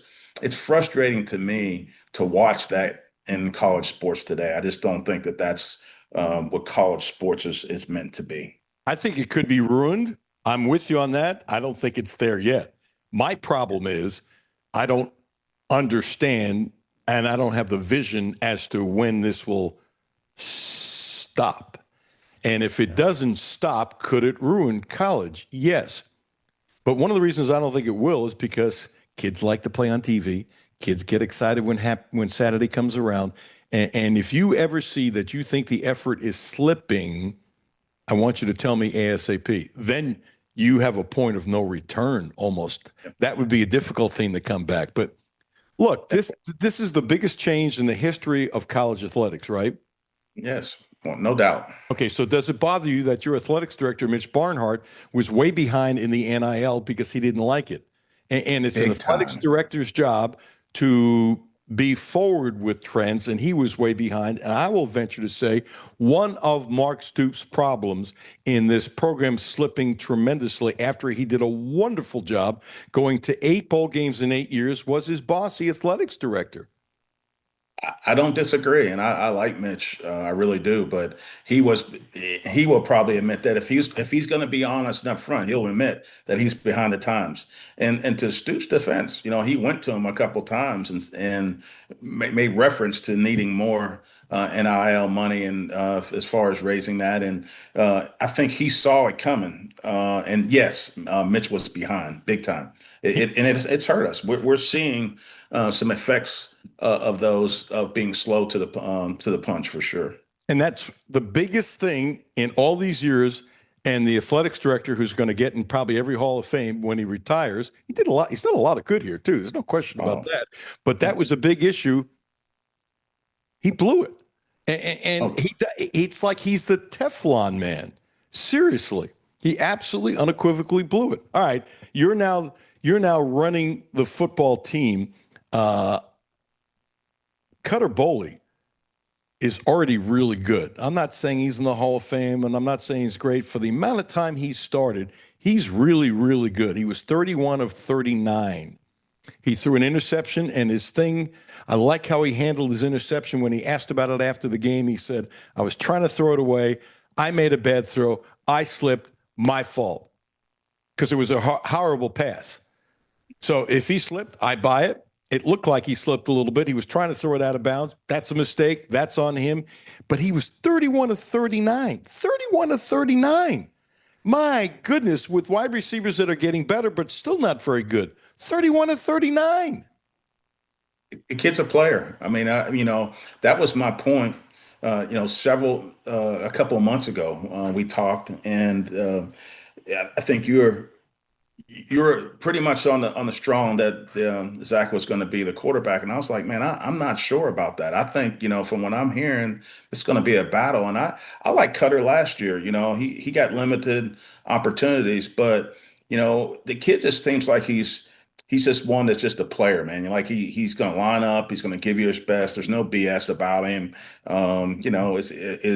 Is he a little different? He's got the long hair and his personality might be different. Yeah, but when that kid steps on the football field, he tends to make plays. And does he make mistakes? Yeah, but he's young. He hasn't played that much football. I like to see where he's at in a year from now. I think he's going to be lighting it up here at the University of Kentucky. I think he lit it up Saturday outside the pick. Are you jealous? You have no hair. Are you? What's wrong with you? I don't, man. I'm bald, man. I've got that. Why do you bring the hair into this? I like the fact that Caddis said he was goofy. He just sounds like, a college kid who's goofy but very serious about his craft. He's there early. He stays late. He does all the kind of things you expect from any quarterback to do. To do 31 of 39 without special wideouts, I think is pretty impressive. Last thing. Yes, sir. I didn't think of it the first play, but before the ball was snapped on second down, I was standing in the corner of the end zone. Kentucky had Tennessee beat. I would have bet your next haircut on it. They had Mark Higgs, huge thighs. Mark could leap tall buildings with a single bounce, had a lovely, lovely NFL career. You don't play for Don Shula that many years if you're not tough and good. And he could leap. First down, second down, third down, fourth down. He couldn't get in from the 1 yard line. Damani Dawson was on that line. Gee, he's in the NFL Hall of Fame. They had a good offensive line. They couldn't do it. Before the ball was snapped, I'm standing in the corner of the end zone when Higgs was doing it. I'm going, I didn't even doubt that he would get in. And I couldn't believe how high the Tennessee guys got to stop him. Before the ball was snapped and second down, I got a chill and said, this can't be Mark Higgs again. And you have a mobile quarterback who ran for over 90 yards. By the way, I got to ask you this. I can't stand this stat. I've said it forever. Okay, you're the quarterback. Okay, you get sacked 5 times. You lost 25 yards. It's got to be in the stat sheet, minus 25 yards. It should be a team stat. It should not go against you, the quarterback. It's dumb. I don't know why they don't change. He ran for over 90 yards. And if you say you can't take the quarterback sacks away, I'm sorry. Yeah, you can. That's not him running the ball. That's not a run. And so you got a kid who can run. Why can't he fake, roll out, and either run it in if he can, or flip it to a tight end or receiver crossing over? Let's see. Vandy did it and scored a touchdown on it. It's the most obvious play in the face of the earth. And I'm thinking, as I'm thinking about Mark Higgs, I'm going, they're not going to be dumb enough to do this again. I swear that's what I was thinking. And they did, and they did, and they did, and they did. And you got a mobile quarterback. He's not like your mobility now, not like you were before, or my mobility. You got a mobile quarterback. Trust him, trust him, trust him. What the hell is wrong with these people at UK? Man, I tell you, it's frustrating to me. Believe it or not, this was prior to me coming. I was actually sitting in the stands of that game, so I saw the Mark Higgs again prior to me even coming to Kentucky, just kind of on a recruiting trip. So that was frustrating, and then to see it again all over and not be able to punch it in that situation is just like. And it's happened so many times over the years. It's just so frustrating. And we got to figure that out. To your point, yes, you got a mobile quarterback, but what if he does that and you do a bootleg and all of a sudden it's a loss and people are going to talk about that and you said you should have played the percentages and handed the ball off because it's a stronger percentage. We all do that. I guess my point to it all is that it's frustrating for Kentucky to have a chance to win late in the game and we don't get it done. Something's got to change. Actually, I'll be honest, I would not have complained on the rollout if it didn't work because Texas has more guys from their defensive line going to play in the NFL than Kentucky has on their offensive line. That is their strength. Plus, they were playing it so the safeties were actually sort of like linebackers and stuff like that. All you had to do is chip the outside guy. If you can't, you got a problem. You got to just chip him. You don't need to knock him on his face. You just need to chip him and then he's got to make a decision. Do I go for the quarterback or I go for the wide receiver? No, I wouldn't have complained because I don't think you can run 4 times up the middle. This is not the tush push. This Saquon Barkley is not back there. It's not the offensive line for the Eagles, and we disagree. Last comment you have about Kentucky football or Kentucky sports or sports in general that you have not shared that's in your cranium that you just want to push out would be Mr. Deuce Williams. I really don't have anything that's glowing, that's sitting in my gut, other than the fact that we as the University of Kentucky have got to make some changes. We're broken right now. It's obvious that we're broken, and you can't continue to go back and do the same things over and over again and get the same results and not make any change. And a lot of people are going to talk about, yes, we played Texas, down into overtime with the chance to win. But the fact of the matter is we didn't get it done. And so as we look forward and move on, being an ex-player, and I know that, sometimes I open my big mouth, but that's just the no filter in me, is that we've got to figure out how do we make changes? What can we do at the university that's going to give us an opportunity to go compete and win football games? And right now, unfortunately, we're not getting that done. So that's my final point, and I'll take any kind of feedback on that. I'll challenge that, but it's the truth on where we stand right now. I'm so glad you've gotten over your shyness. You love it, don't you? I do. If you agree with me, it's the honest truth. Yeah, look, if you agree with me, great. If you don't agree with me, great. I just want honest opinions. It's really a simple deal because it's a conversation, and hopefully it's interesting enough, and it must be because this thing is growing, which I appreciate everyone tremendously. I just want honest, strong opinions. I don't want fluff. I don't want hype. I don't want BS. If you honestly feel that way, and I think most people have picked up on that's what we're doing here. It's actually a pretty simple deal. Hey, how's your dad doing? How's Phil doing?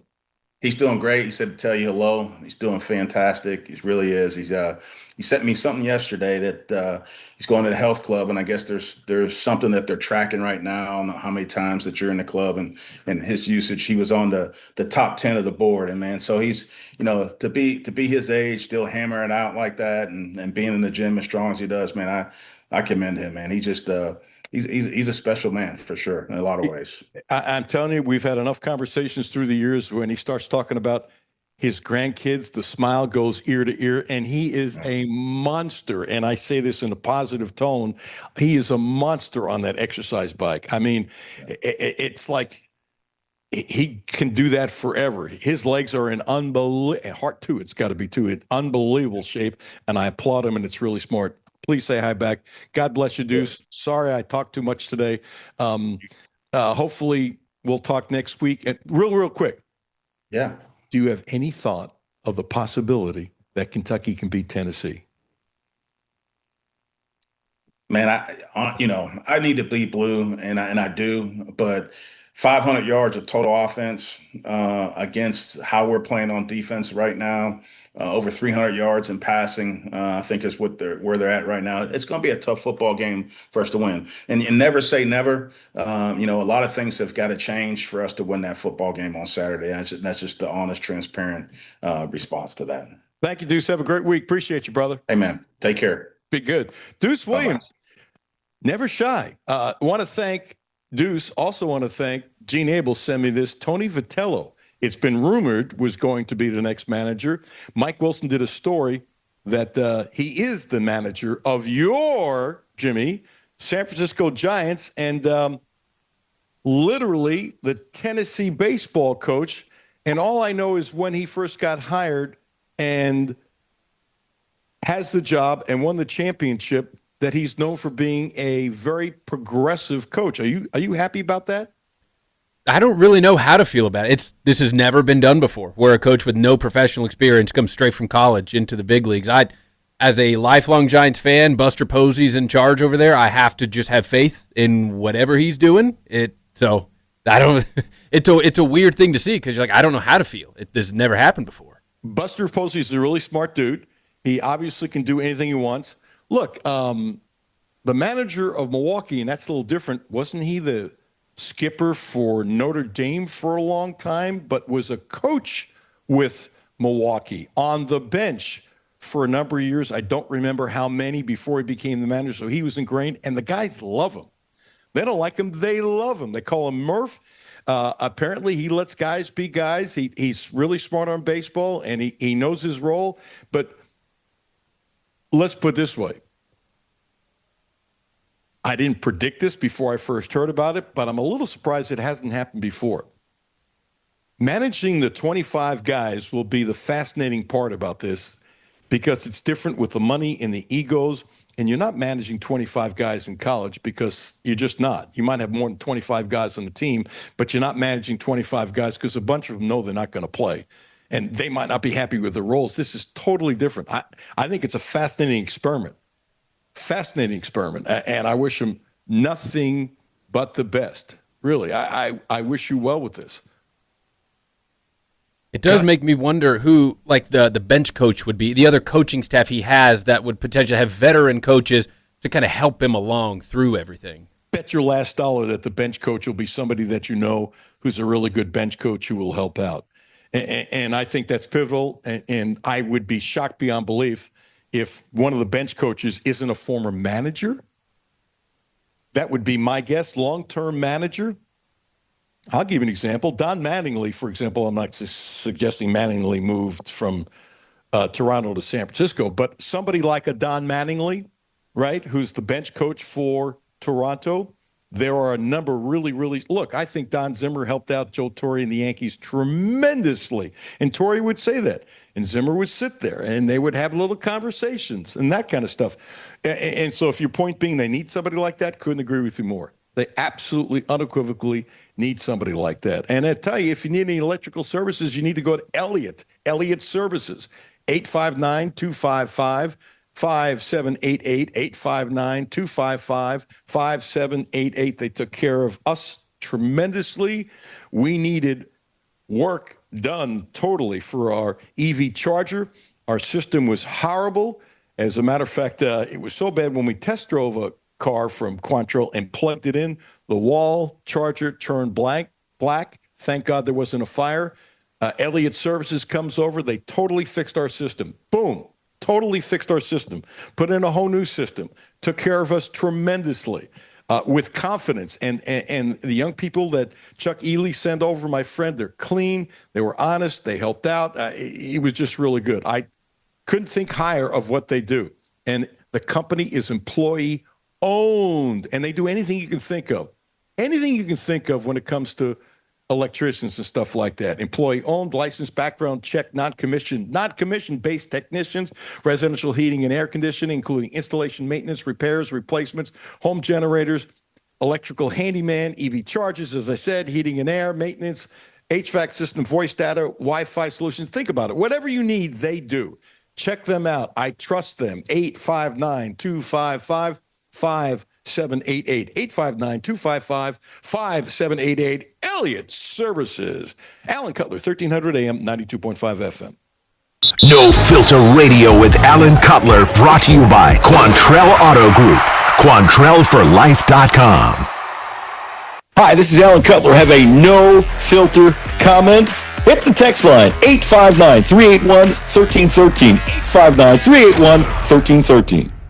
Houchins Insurance Group is proud to partner with Auto Owners Insurance, a company that provides opportunity for independent agents to make insurance simple for their clients, offering risk management services that range from a renter's policy for your college student to home and auto coverage for your entire family. Houchins Insurance Group assures you that nobody works harder to keep you protected from life's uncertainties. Reach out to AJ Boss or Zach Bennett at 859-263-2771 to see if Auto Owners Insurance makes sense for you. Hi, this is Alan Cutler. The Quantrell Auto Group has a great deal for this month. Subaru. The Outback is special, so check this out. 0%. That's right, 0% interest for 36 months. And if you want to spread it out to 72 months, 1.9%. What a deal. 0% interest for 36 months. Don't forget, the Quantrell family of dealerships is the right place to get your next Subaru, and they promise you the best in sales, service, and no gimmicks. I'm Kathy Binkaman. Over the holiday, there was an attempted fraud attack. My personal banker, Mary Rose, and I networked together, and the first thing that I thought of was I have to text her. And it was just within the next few minutes, there was an entire team that came together collectively. And that's just not the type of service that you typically get from your bank. That's Kathy's story. Now let's get to work on yours. Republic Bank. Time to thrive. Member FDIC. Boo! Brett, what are you doing? I'm getting ready for Halloween. Well, it looks like your costume's ready, but what about your candy? Well, you know Dad and Uncle Rick. At Clark's Pep and Shop, we have some spooky deals. All month long, you can pick up 5-hour energy shots, 2 for $4.99, or Rolade sticks, buy one, get one free. No tricks, all treats this October. Clark's Pump and Shop. Return, refresh, refuel. Back to No Filter Radio with Alan Cutler. Podcasts on Apple, Spotify, and Google, Monday through Friday.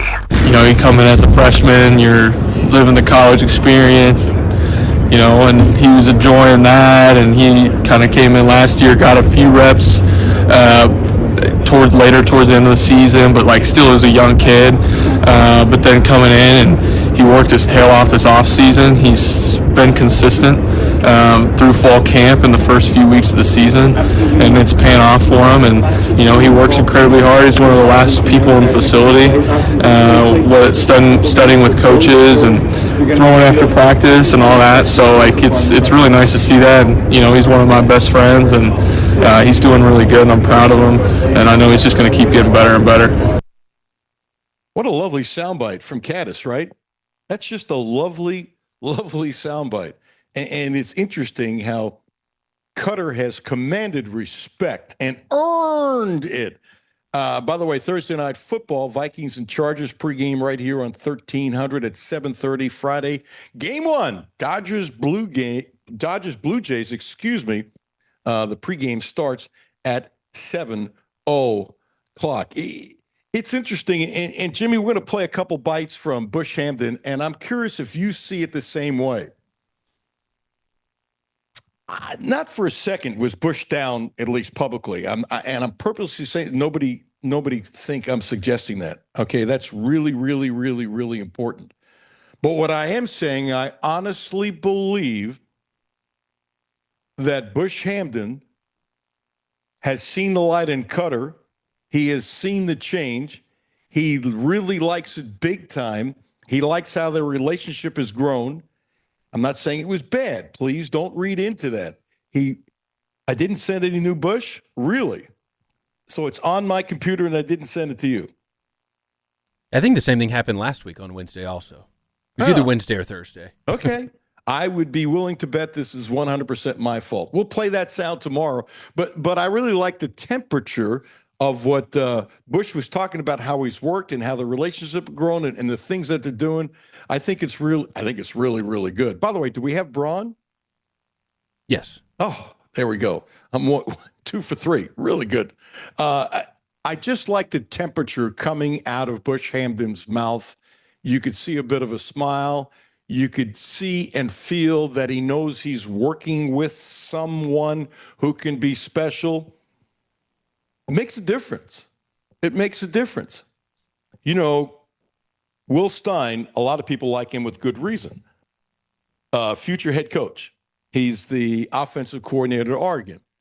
Now, one of the advantages he has about being at Oregon is, guess what? He's always going to work with, as long as he's there, high-priced quarterback talent, because they have the money to always bring in high-priced quarterback talent. And what coach doesn't like to work with talent? And so Bush has always said that he really, really liked the potential of Cutler. He's said that all along. Now he's seeing it happen. And point is, I think it's more fun for Bush Hamden to come to work when you're working with a young guy and you see him grow and develop and listen and those kinds of things. We'll play some of that sound tomorrow. Let's go to Braun, who's 24 years old. He's graduated. He's got a shot at playing in the NFL. He's a smart young man, and you can hear how he answers questions that he's smart. Let's go to cut number 1. There are 2 cuts. And talking about Cutler and the offense and the season and when you play against better competition. Given the way our just the season's gone and how it's been structured, we haven't really been able to get into a rhythm. And so you've seen that we went 3 games off, 2 games off, and then last week. And so now we're going to finally be able to get into the rhythm with these next 6 games straight. And just like you said, we're coming together. The offensive line before this season hadn't played a snap together except for Farm and Jag. And I think the cohesiveness across the board is what we're going to need to ultimately, when we have drives like that, finish in the end zone. Talking about the drives and playing 6 straight games that you get into a rhythm, even though guys like having time off, you get into a routine playing week after week. Clip number 2, Cutler's running now, and he talks about that and Cutler. I mean, it's amazing. He's a talented athlete. He's a gifted person, and just to be able to see him become more confident in the pocket and as our quarterback, as our leader, for an old guy to see a young guy do that, it's nice. It's like I'm like the grandpa of the offense. I'm 24 and Cutler's, what is he even 20? I don't know. I don't think so. But it's just seeing him progress from when I got here in January to now. It's awesome to see. What did you see? I see the same things y'all do. I mean, like you said, Houdini out there escaping out and getting first downs. What do you see that we don't see?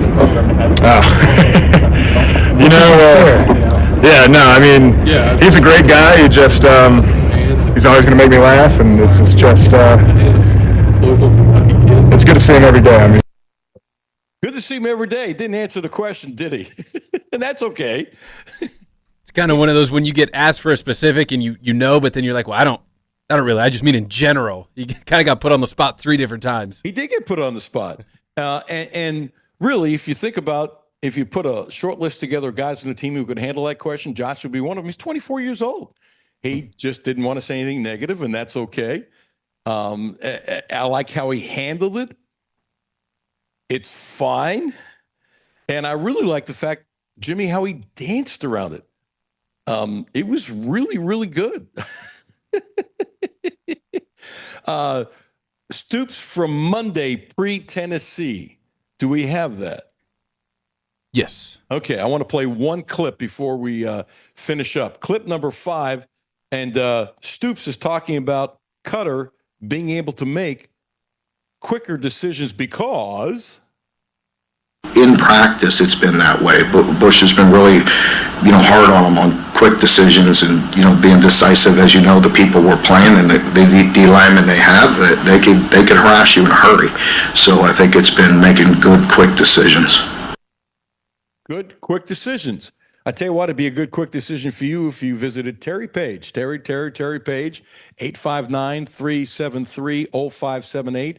859-373-0578. A great licensed massage therapist. Hey, don't forget your season, your shot. The NFL season is rolling, and every touchdown can bring you closer to a payout with DraftKings Sportsbook, an official sports betting partner of the NFL. From first touchdown scored to anytime TD props or the thrill of line in-game betting, every snap is loaded with opportunity. Lines sometimes change. The Bengals are a half a point less. They're only 6 points favored against the Jets. I'm kind of surprised it went that way. I don't give advice, but if you believe that Flacco and the offense will now continue for the Bengals, don't think the Jets going to go winless all year, but man, how can they score points? It's a bad franchise. And nothing has changed with Kentucky and Tennessee. According to DraftKings, Tennessee still favored by 9.5. Not giving advice. New customers, this one for you. Bet $5 and get 200 in bonus bets instantly. Plus score over $200 off NFL Sunday Ticket from YouTube and YouTube TV. Download the DraftKings Sportsbook app and use code LEXSports. That's code LEXSports. Get 200 in bonus bets instantly when you place your first $5 bet plus over 200 off NFL Sunday Ticket from YouTube and YouTube TV in partnership with DraftKings. The crown is yours. Gambling problem? Call 1-800-GAMBLER. 18 plus, Kentucky only. Eligibility restrictions apply. Bonus bets expire 7 days after issuance. See sportsbook.draftkings.com/promos. NFL Sunday Ticket offer for new subscribers only and auto renews until canceled. Digital games and commercial use excluded. Restrictions apply. Additional NFL Sunday Ticket terms at youtube.com/go/NFL Sunday Ticket/terms. Limited time offer. Really thank Ben Roberts with some terrific analysis of Kentucky basketball. Really thank Deuce Williams as he is not happy with Kentucky football and thinks they need to make a change and get in a direction. And this is a school, remember, if you remember him, he was one tough linebacker and a smart guy and very successful in life and business, and he wants more, and so many former players are not happy and they want more, and I don't blame them. They deserve more. Jimmy, as always, thank you so much. Brad Taylor coming up next. World Series, all the action will be here on 1300 when they start playing, which will be a beautiful thing. I'm looking forward to it. Brad Taylor next. Matthew and Jimmy at 10. I'll be back at noon. The podcast will be up by about 12:30. You'll want to, if you missed it, you want to listen to Ben Roberts. He was very good. You want to listen to Deuce Williams. And I think we had a fun monologue.